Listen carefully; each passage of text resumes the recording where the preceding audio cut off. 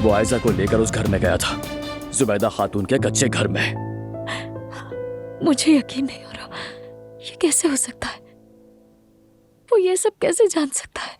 Elif, इधर देखो मेरी आंखों में, कहो ये झूठ है। ये सच है। मैं पूरे 8 महीने उस घर में रही और मैं तुम्हारे बच्चे को इस दुनिया में लाई।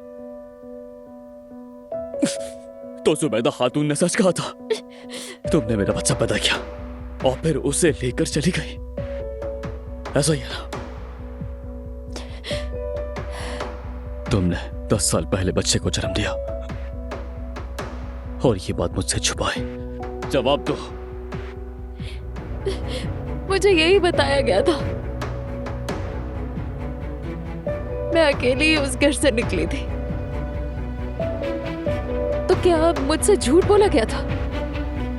मतलब ये कि मेरा बच्चा जिंदा है उमर?